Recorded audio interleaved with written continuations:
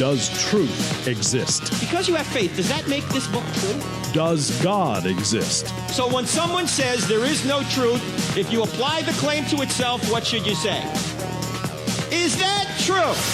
They don't think Christianity's true. They're talked out of it. You know why they're talked out of it? Because they've never been talked into it. Cross-examining skeptical and atheistic views.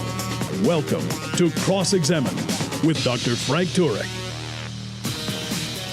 What worldview best explains the biggest questions in life? And what are some of the biggest questions in life? Well, one question you want to ask if you're a thinker and you want to know why you're here and what this is all about, you want to ask the question, why does anything exist?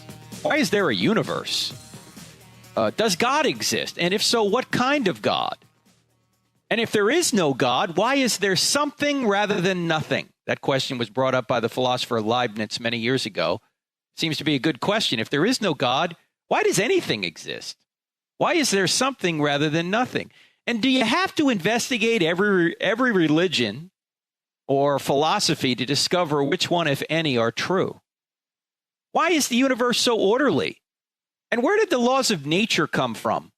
Some atheists are talking about the laws of nature can do this and the laws of nature can do that. Well, why are there laws of nature to begin with at all? And why is the universe fine-tuned? Why is there reliable cause and effect? Our ability to do science is predicated on reliable cause and effect, that every effect has a cause. Well, why is the universe that way? Why is reality that way? Why does it operate by cause and effect? Why doesn't it operate willy-nilly or randomly? And why is there such a thing as evidence? Sometimes atheists will say, hey, there's no evidence for God. Sometimes I want to stop and say, why is there evidence for anything? Why is there such a thing as truth and consistent truth? How did life begin? How did subsequent life forms begin? Where did they come from? Why can our minds discover truths about the external world? Why can that 3-pound brain of yours, through your senses, ascertain truths external to that 3-pound brain and come to right conclusions about reality? Why is that the case? Think about that. Why can we even ascertain truth? What is the source of the laws of logic and the laws of mathematics? All physical things change. Why don't those laws change? Why don't the laws of nature change? Why can we even communicate? Why can 2 3-pound brains communicate with one another? And how do they do that if there aren't these fixed laws of logic that serve as a bridge between these 3-pound brains? How does that work? Where do these laws come from? Many years ago, an atheist wrote an article called The Unreasonable Effectiveness of Mathematics. I think it was back in 1960 or 1961. And his question was basically, why can we describe the universe mathematically? Why do numbers on a chalkboard actually describe with precision what goes on in the universe? Seems like there's a mathematical grid upon which reality exists. Why is that? Atheists will say everything's, that things happen by random process. Random? What do you mean by random? World sure doesn't seem random. It seems organized. And our ability to ascertain truth about it is predicated on the idea that the universe is organized. And that our 3-pound brains can ascertain those truths using the laws of logic and the laws of mathematics through our sense data. Why is there such a thing as probability? What do I mean by probability? I had a debate with a very fine gentleman. His name is Jeffrey Lauder. He's an atheist. Might call himself more of a naturalist. You can see the debate on our YouTube channel. He's an actual atheist, or an atheist that actually tries to give arguments for atheism, not just tries to say I lack a belief in God or any of that other kind of nonsense. He's actually trying to give evidence for the naturalistic worldview.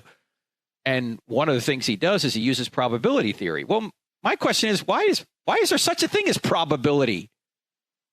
Again, why is the universe and reality mathematically described? Why can we use mathematics to describe things? Why are we conscious? Daniel Dennett, famous new atheist, says consciousness is an illusion.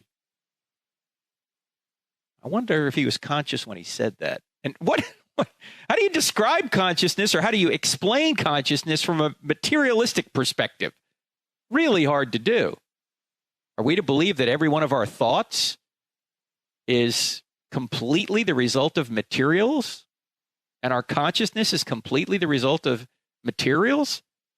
We'll talk about that. These are the big questions. And if you're just tuning in, you're listening to Cross-Examine with Frank Turek on the American Family Radio Network. We're talking about the big questions in life. What are they? And which worldview best explains these questions? What is the source of objective moral obligations? Not just from a Platonic perspective. Plato said that these forms just existed, like justice just existed. It's hard for me to believe why that would be the case. He's saying they exist independent of God. And if justice really does exist, why am I obligated to be just if there is no God? Well, what is the source of objective moral obligations, objective moral values? Where does evil come from? What is evil? We don't have free will. How do we reason? How do we follow the evidence where it leads? Really, I wonder if they freely said that. I wonder if they freely came to that conclusion that we don't have free will. And if they didn't freely come to that conclusion, that we don't have free will, why should we believe it's actually true? The laws of physics told them we don't have free will? We should believe in the laws of physics to arrive at right conclusions about reality? What is the purpose or meaning of life? Is there a real meaning to life? Some atheists will say there's no meaning to life, but they don't live that way. They actually think there's meaning. They actually say there's no meaning, but they live as if there's meaning. Some may say there are no moral obligations, but they live as if there ought to be moral obligations, and we have to live our life that way. Many years ago, Kurt Wise was a assistant or an intern or a TA with the famous evolutionist Stephen Jay Gould at Harvard University. And after studying under Gould, Kurt Wise at some point became a Christian and then devoted his life to debunking evolution and supporting young Earth creationism. And Richard Dawkins, who knew, of course, of this situation with Kurt Wise and Stephen Jay Gould, said, Kurt Wise is wasting his life. This is the same Dawkins who said, well, there is no meaning to life. There's no purpose. There's no right or wrong. There's no justice. There's nothing but blind, pitiless indifference. We just dance to our DNA. So Dawkins, on one hand, says there's no meaning to life. There's no purpose to it. Yet he's excoriating Kurt Wise for wasting his life, for not giving his life, not living his life the right way, the proper way, the meaningful way, the purposeful way. Wait. Well, you can't have it both ways. Look, either there is meaning or there isn't. If there is meaning, then your statement about there is no meaning is false. And if there is no meaning, you can't excoriate somebody for not living the way you think they ought to live, because there's no meaning to life, according to you. How should we live? What is the real meaning or purpose to life? Why do we feel guilt? And how do we atone for our bad moral behavior? Why is there a New Testament? We're going to get into that question at some point. Maybe not in this show, but we're going to talk about that. Why is there a New Testament at all? And how did Christianity arise out of Judaism in the first century if Jesus didn't rise from the dead? Let me say that again. How did Christianity arise out of Judaism, God's chosen people, in the first century Jerusalem if Jesus did not rise from the dead? How did that happen? And what happens when you die? These are all questions, big questions. Which worldview best explains them? We're going to talk about it right after the break. You're listening to Cross-Examine with Frank Turek on the American Family Radio Network. Back in 2 minutes. Thank you for listening to the Cross-Examine podcast. This material is made available to you for free by the contributions of listeners like you. If you wish to support future podcasts, just go to crossexamine.org and click on the donate button, or simply use the donate feature directly on our app. Thanks.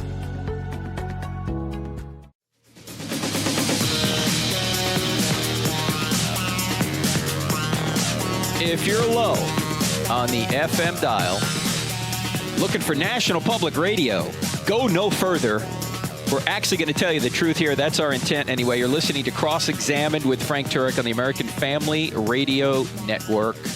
We're talking about the big questions in life, questions you're not going to hear, certainly not all these questions on NPR. The big questions in life. I listed about 30 of them before we started, or to get started in the last segment. Let's deal with a few of them in this program, and in future programs, we'll keep talking about these big questions. Which worldview best explains the big questions in life? Now, before we get into this, let me just deal with the atheistic claim, or the current atheistic claim that some atheists are saying, that atheists don't really have a worldview, they just lack a belief in God. Now, there's a number of reasons why that's not the case. And I deal with it in the book Stealing from God, Why Atheists Need God to Make Their Case. In fact, many of these questions that we're dealing with are in Stealing from God. So if you want a written source on what we're going to talk about, get Stealing from God, Why Atheists Need God to Make Their Case.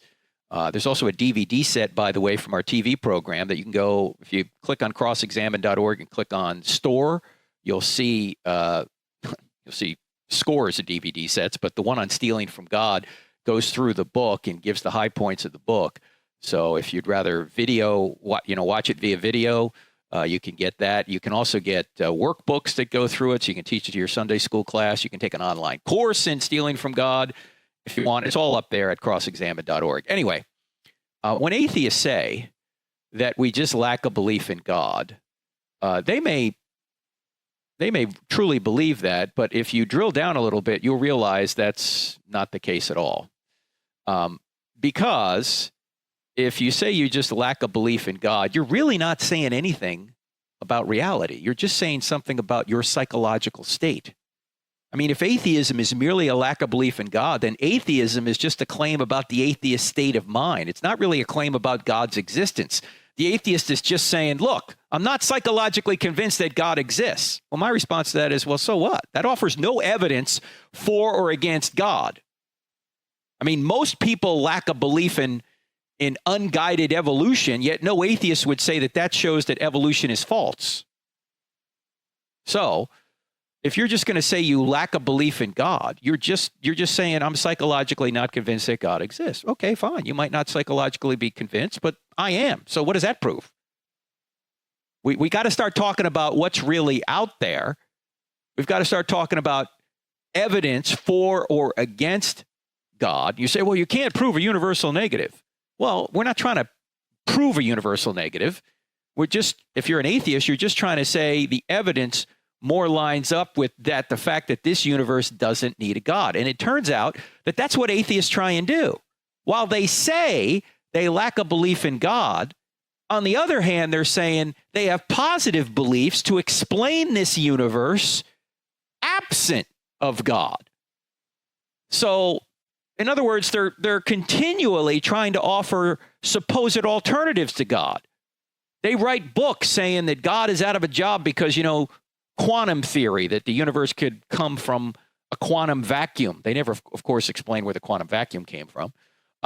They'll explain God isn't needed to explain the fine-tuning of the universe because there's multiple universes out there. They'll try and give evidence for that, even though there's no real way to give evidence for a multiple universe because the only universe we can observe is ours. They'll try and say that God is out of a job because macroevolution is true. See, so they're not just, or materialism is true. So they're not just lacking a belief in God. They're given positive, at least what they perceive to be positive evidence for why this universe is the way it is without God. So they are believing in certain things. Quantum theory, multiple universes, evolution, materialism, whatever it is. Otherwise, if they just lacked a belief in God, they wouldn't be coming up with all these alternative explanations. They, when they do that, are at least trying to say here's my worldview. It's materialism, it's evolution, it's quantum vacuums, it's multiple universes. That's my worldview. Let's see if that can best explain reality. Okay, fine. Let's take those theories and see if they can explain morality. So they don't just lack a belief in God. Also, if you think about this, there's really only three possible positions you can take on God, say the God of the Bible. Either the God of the Bible exists, either the God of the Bible doesn't exist, or you don't know whether the God of the Bible exists. If you're saying he does exist, that would be called Christian theism. If you're saying he doesn't exist, that would be called atheism. If you're saying and no other God exists, that would be called atheism. If you're saying you don't know, that's agnosticism. So you got three choices. And even the agnostic is making a positive case. The agnostic is saying, look, there's not enough evidence, at least there's not enough evidence I've seen to come down on one side or the other. That's still a positive view that you're going to have to deal with evidence, because if somebody comes with evidence to say that God does exist, then you're going to have to say, well, I don't think the cosmological argument is good. I don't think the teleological argument is good. I don't think the moral argument is good. I don't think the arguments that we've talked about on this program before from philosophy are good. Say the arguments that Ed Feser brings up in his book, 5 Proofs of the Existence of God. Those philosophical arguments, the act potency argument, or the fact that the world is composed and every finite thing is composed, which means there must be an uncomposed composer that isn't made of parts, that's simple. You would have to say that those arguments are good arguments, okay, if you're an atheist. So, look, either God does exist, he doesn't exist, or you don't know if he exists. Those are the three choices you have. To say you lack a belief in God doesn't say anything about reality other than your own psychological state. So, in other words, if you're going to be a reasonable, truth-seeking person who's interested in trying to have a consistent worldview, then you're going to have to come forth with positive beliefs that explain reality the way it is. Coming up in August, I'm going to have a debate with Michael Shermer. I've had a debate with him before. Nice gentleman who is I think he's the publisher of Skeptic Magazine. And Dr. Shermer and I had a debate at Stony Brook University back about 3 years ago on what best explains morality, God or science. I, of course, took God, and Michael took science. You can see the debate on our website, the YouTube channel, for free. Just go to crossexamine.org and you'll find it. Or go to our YouTube channel. It's set up as Turek Video. There's there's hundreds of videos up there. Most of them are these little short Q&A videos. In any event, our debate that we had was dealing with morality. The debate that we're going to have in August in San Jose, California, is called "What Best Explains Reality: Theism or Atheism?" See, I don't debate does God exist, because that makes it seem like the only person that has a burden of proof is me, the theist. Because the other person can just say, well, I think God doesn't exist, right? He doesn't have to give any positive case for his worldview.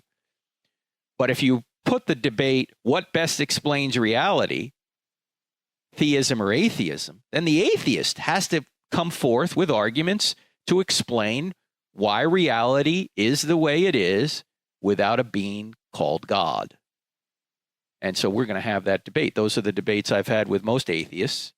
The debate I had with one of the debates I had with Christopher Hitchens, same thing. Debate I had with Jeffrey Lauder, same thing. What best explains reality? Theism or atheism? Now, does God exist is an interesting question, but when I debate it, I want to put it in terms that require both sides to have a burden of proof. And when we say, does God exist, we've got to define what we mean by God, because most people have their own private conception of what God is like. Quite frequently, it contradicts the Bible, and quite frequently, it contradicts even a philosophical view of God, a consistent philosophical view of God. So what I ask people to do is I want you to to take the word God out of your vocabulary for just a minute. In fact, take the word God out of your vocabulary right now as we're talking about this. Just leave that word aside. Here's my question. What is the source and sustainer of all things? Or who is the source and sustainer of all things? Who is the source and sustainer of the universe? Who's the source and the sustainer of the laws of logic, the laws of mathematics, the laws of morality, the natural laws themselves?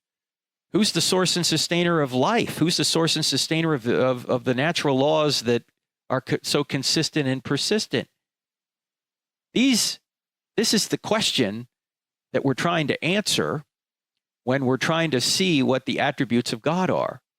And I think if you look at what the Bible says and you look at what philosophical conclusions will be when you investigate the universe, when we're talking about God, here are some of the attributes of the being we're talking about. When we're talking about the source and sustainer of all things, this being is self-existing. In other words, the being is not caused by another being. This being is the foundation of all being. This being is infinite, meaning this being is unlimited. He's completely maximized or actualized. He has no potential in him. We're a mixture of actuality and potentiality. In other words, we're actual, but we also have a potential to change our actuality in the sense that we can become bigger or smaller, smarter or dumber. In other words, we can change. But the being that created and sustains all things doesn't have any potential to change. He's completely actualized. He's maxed out, if you will. He's simple, meaning he's undivided. He's not made of parts. As I mentioned a few minutes ago, if he was made of parts, he'd be composed. If he was composed, some external being to him must have composed him. No, this being is the uncomposed composer of all contingent things that exist. All things that are composite are made by the simple being. This being is immaterial, meaning he's spirit. He's not made of matter. He's spaceless, meaning he transcends space. This being is timeless. He transcends time. He had no beginning. He's going to have no end. He's omnipotent or omnipotent, meaning he's all powerful. He can do whatever is logically possible. He's omnipresent. He's everywhere present. He's not present as if he's in everything, but his power is present to everything. He's not in everything like pantheism. Like he's not me, he's not you, he's not his grass, he's not the grass, he's not the trees, he's not the universe, but his power is present to the universe in the fact that it created the universe, this being did, and is sustaining the universe. The being is omniscient, all-knowing, it's immutable, it doesn't change. He can't change. He's already a perfect being. What's he going to change to? He's holy, he's set apart, he's morally perfect. He's perfectly just and loving. He's personal. He has mind, emotion, and will. He makes choices. He's also triune. He's three persons in one divine essence. What evidence is there for this being? We'll talk about it when we come back from the break. I'm Frank Turek. Go to our website, crossexamined.org, for more. Back in 2.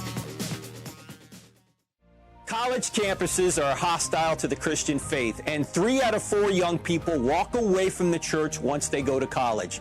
That's why we go to college campuses and present I Don't Have Enough Faith to Be an Atheist in the United States and even all over the world. When we do this, we don't charge students a dime. That's why we need your financial support. And in fact, over the past couple of years, we've been able to grow dramatically because of your generous support. And 100% of your donations go to ministry. 0% go to building. So when you give to Cross Examined, you'll be giving to help us go reach young people where they are. Would you consider giving today? Thank you so much, and thank you so much for what you've done already.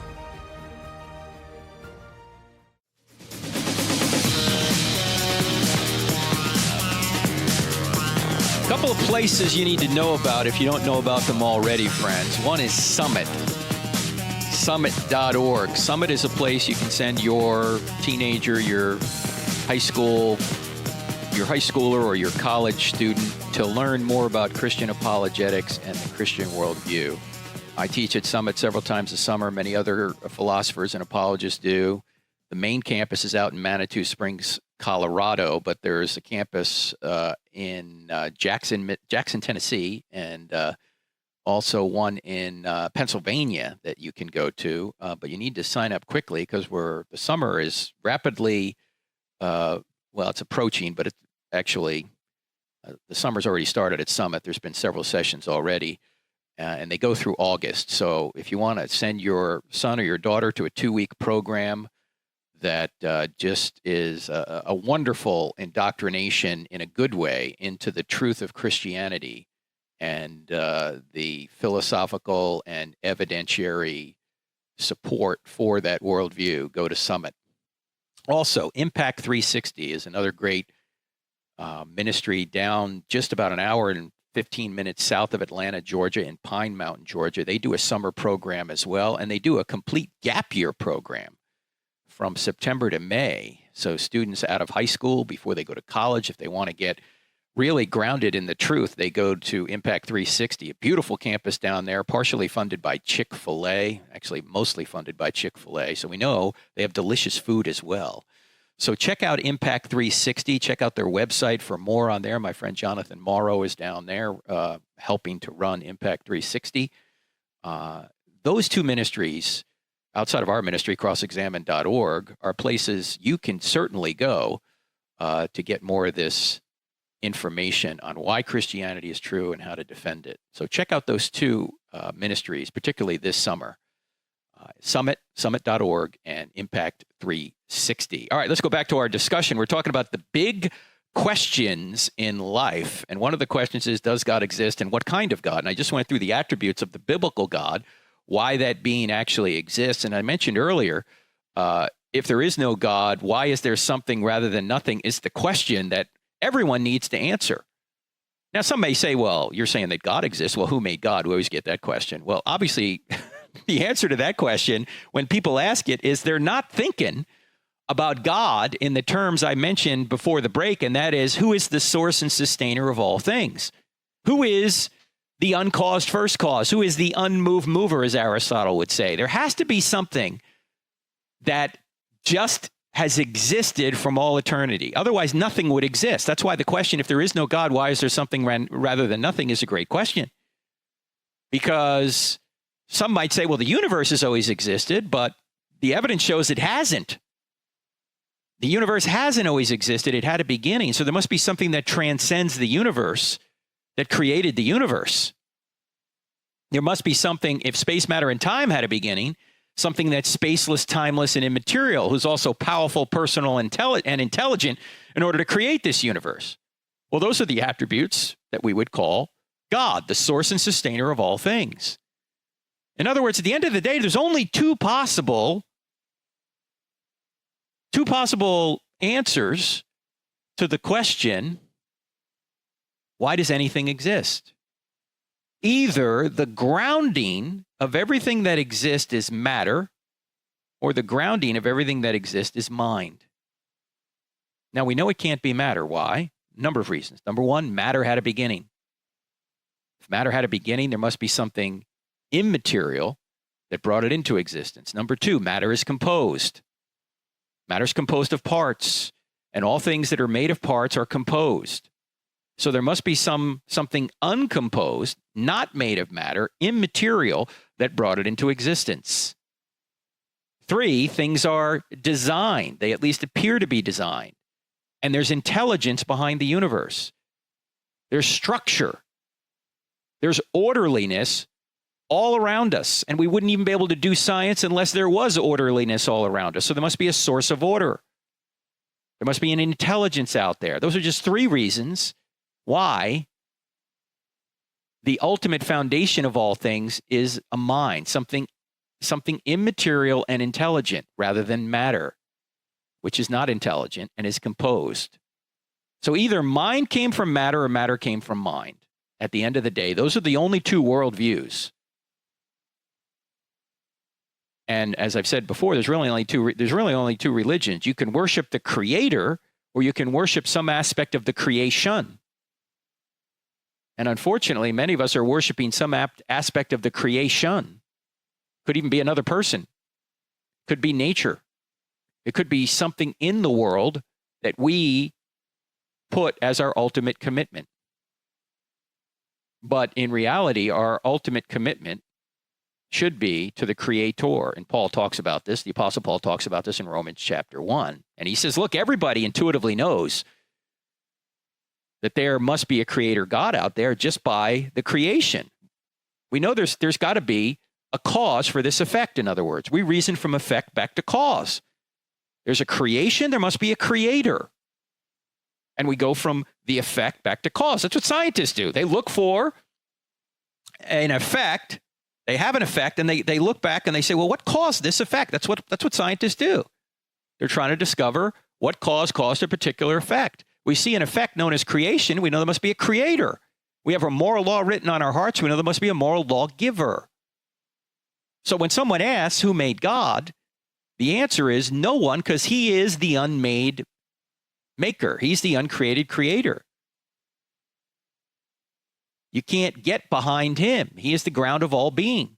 And look, if you're timeless, which the evidence shows time had a beginning, if you're timeless, do you have a beginning? No, you're timeless. That's the point. You don't have a beginning. You don't have an end. You're not in time. So no one created God because God is uncreated. This is why the question, although it appears like it's an interesting question to begin with, really just misunderstands the whole concept of what we mean by God. We're not talking about a being inside the universe, a created being. We're not talking about like a superhero. We're talking about a being who's beyond the world, who created and sustains the world, a being that's outside of the space-time continuum. This is why when atheists like Richard Dawkins says, well, you're an atheist too, I just go one God further than you, they're making a fundamental error. They don't even, people like that don't even understand the kind of God we're talking about. Because he'll say, well, you don't believe in Ra, you don't believe in Zeus, you don't believe in Thor. Well, neither do I. I just go one God further. I don't believe in Yahweh either. Yeah, but Yahweh is not the same as Thor or Ra or Zeus. Those beings, those mythical beings, are created and they're inside the universe. They're not the creator of everything and the sustainer of everything. Yahweh is beyond the universe. If Thor, Zeus, and Ra exist, they're created by Yahweh. So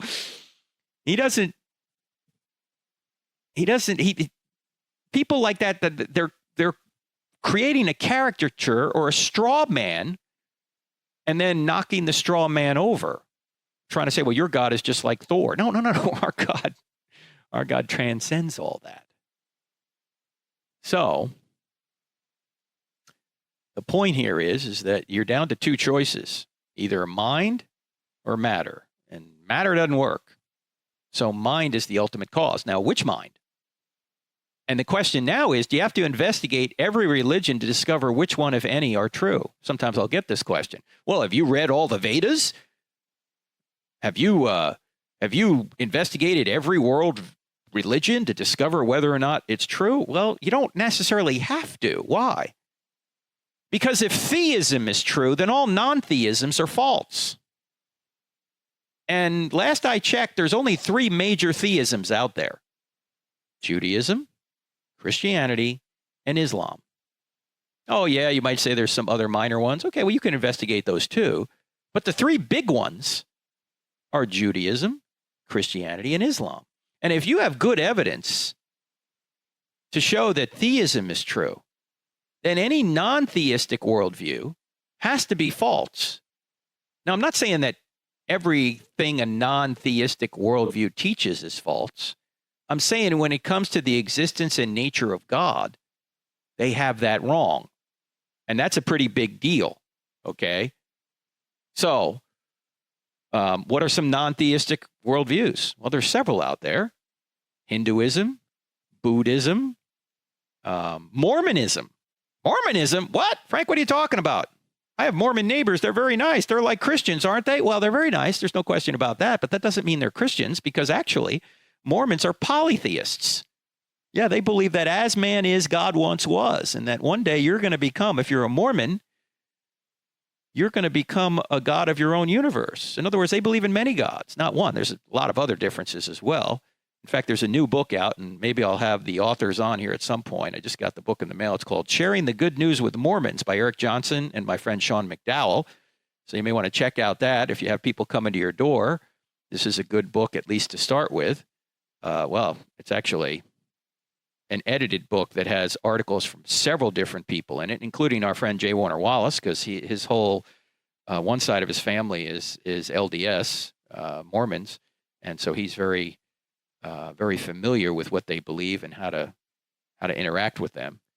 But the point here is that there may be some things that Mormonism teaches are true, but when it comes to the existence and nature of God, they appear to have it wrong. So if you have a theistic worldview, then you really just need to look at the major theisms out there to see which of those are true. Now, Judaism, I believe, is true. I just think it's incomplete. I believe the Old Testament's true, but it's not complete until you add the New Testament. And so Christianity is really completed Judaism. The Old Covenant now has been passed away, and the New Covenant now exists. And Jesus and his teachings and the apostles' teachings are now our guide. So if Judaism's true, I'm all good with that. It just affirms half of Christianity, if you will, or it's a foundation for Christianity. It's a start to Christianity. The only other big player in there is Islam. Is Islam true? And so, yeah, you have to look at Islam and see what kind of evidence is there behind Muhammad. And we can talk about that in another program. I don't think Islam is the true worldview when it comes to theism for a number of reasons we've talked about on the program before. One of them, of course, is that Muhammad never did miracles, even though he was asked to do miracles to confirm he was a prophet. He said, look, I'm just a plain warner. And all the miracles attributed to Muhammad, see, there are no miracles in the Quran attributed to Muhammad. Arguably, there might be one, but even scholars disagree on that. Muhammad said he didn't do miracles. And yet, the miracles attributed to him later were attributed to him 150 years after his death by other writers who wrote what's called the Hadith, the written traditions of what Muhammad said and did. And even many Muslim scholars believe that those aren't real, they're legendary. So the best evidence is that Christianity is true, and we'll get into that again after the break. You're listening to Cross-Examine with Frank Turek on the American Family Radio Network. Back in 2 minutes. If you find value in the content of this podcast, don't forget to follow us on Facebook, Twitter, and Instagram, where you can find more. Just type Cross-Examine or Frank Turek on the search bar. Also, visit our website where we add new videos, articles, and free resources daily.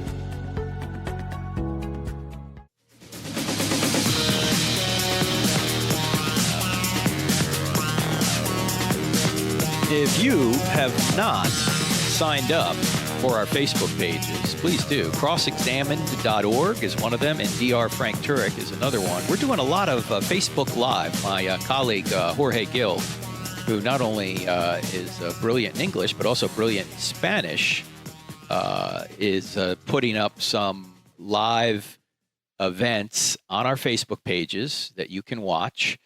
And I'll be on there with him on occasion. He's doing some of his own. Sometimes he's playing some of our TV shows that you can watch on Facebook for a limited period of time. And you can also, by the way, watch our TV show live. It's off our app, the Cross-Examined app, 2 words in the App Store. It's also on our website. It's on Wednesday nights at 9 p.m. and 1 a.m. Eastern Time. And we've gone through a recent series on reflecting Jesus into a dark world. Pretty soon we're going to start a new series called Miracles. We've talked about that on the program here, on the radio program, but we're going to do a TV version of it. Miracles, the Evidence. You don't want to miss that. So like our Facebook pages, in addition to seeing these Facebook Live events that we're doing over the summer, you're also going to see when we go back on college campuses, you're also going to see the college campus events streamed live, including the debate, by the way, that we're going to have with Michael Shermer toward the end of August. I think it's the last week in August out there in San Jose, California. So if you want to see more of this, like our Facebook pages, if you sign up for our email of crossexamine.org, we send you one email a week with a video, a Q&A video from the college campus, which you can share with others. People are finding that very helpful because they're short answers to tough questions.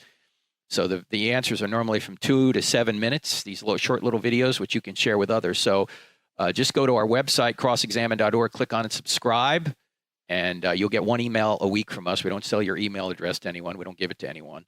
So just sign up right there. We'll protect your email address. All right. We're now talking about the big questions of life.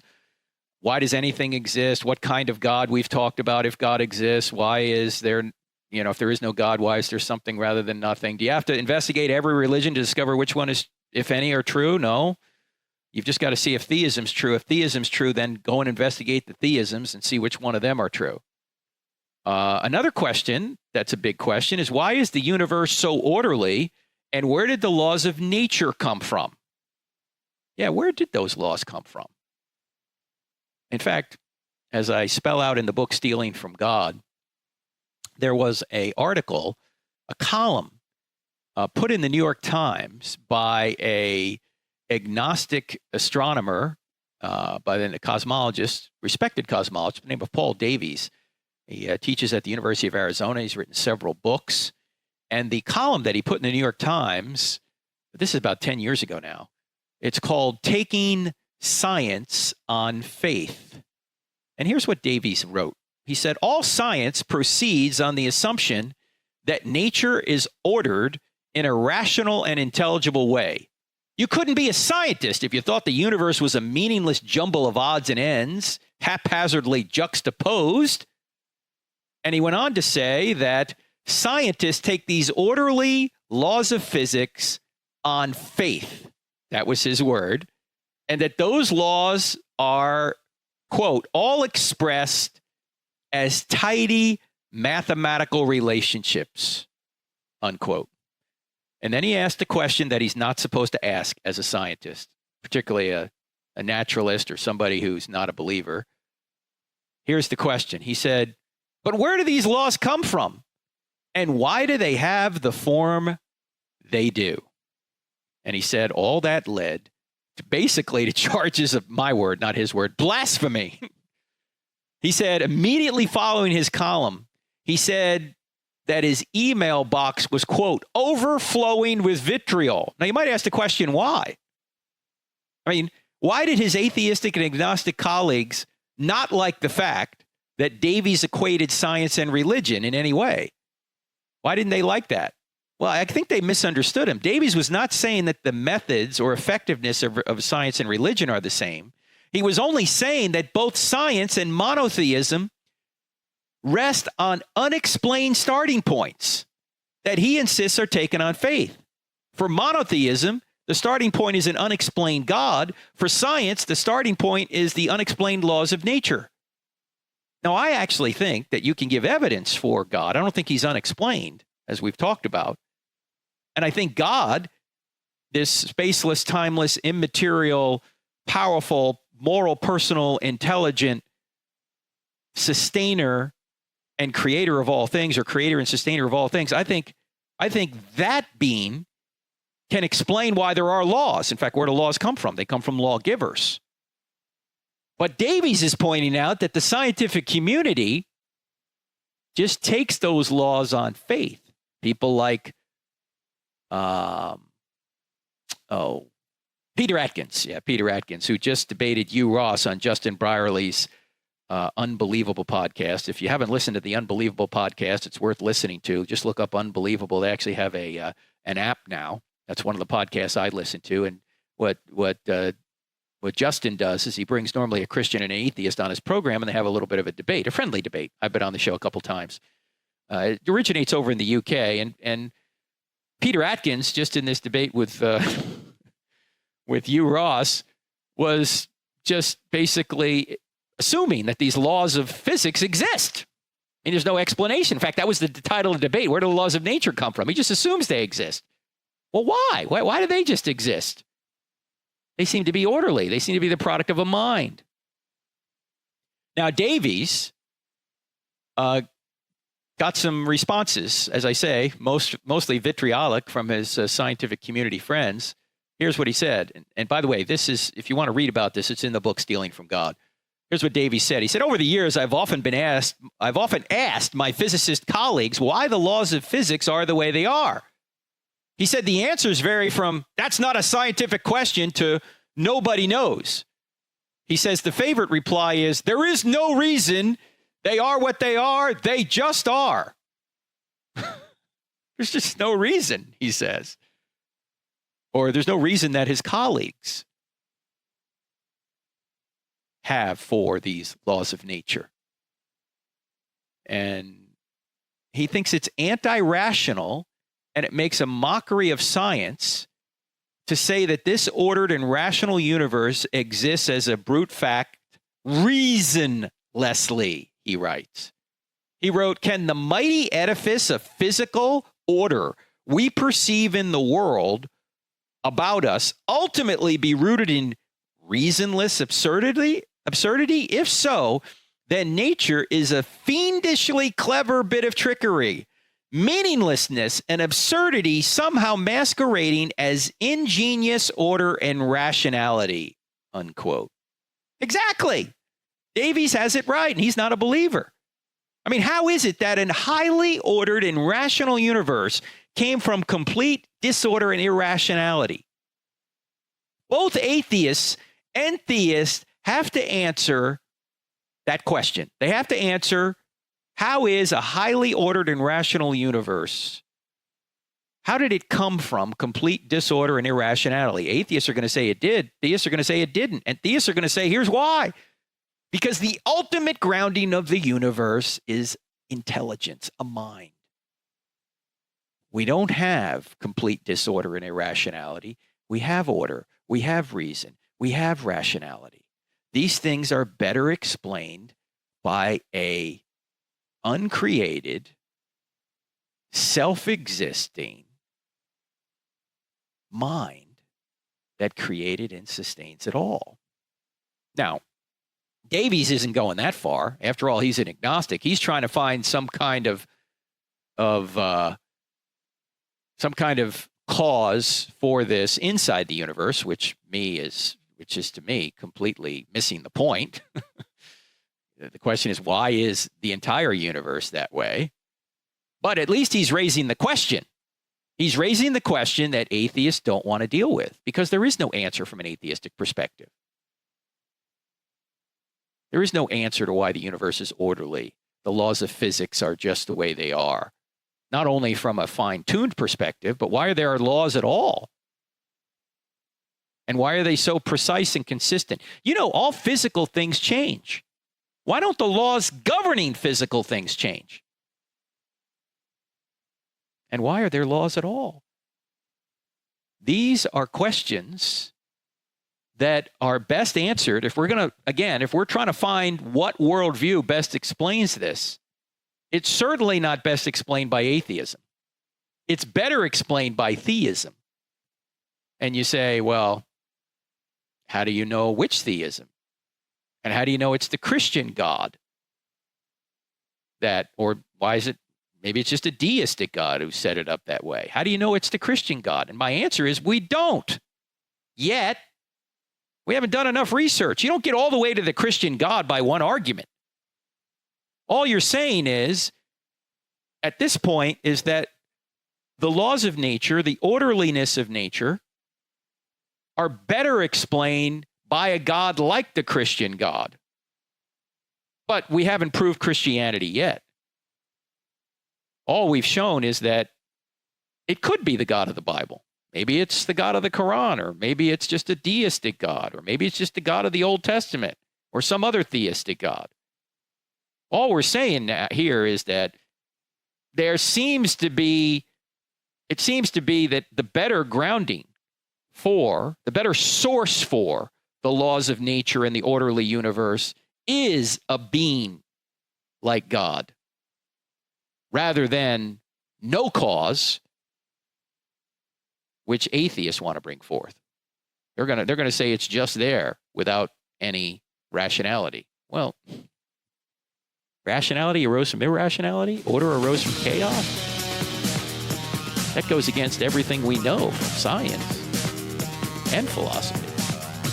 But we'll talk more about this right after the break, or right after the break. We're done. We'll talk about it next week. We'll talk about it next week when we get into the big questions. We'll do a series on this, the big questions in life. What worldview better explains it, Christianity or some other worldview? Well, we'll keep talking about it, friends. See you next time. I'm Frank Turek. God bless. We work hard to create great content and deliver truth and valuable insights to all of our Cross-Examined podcast listeners. If you agree, take 30 seconds out of your busy schedule to leave us a 5-star rating so more people like you can find us. Just look for the Cross-Examined Official Podcast, 3 words, on iTunes, Google Play, or Stitcher. We are truly grateful for your support.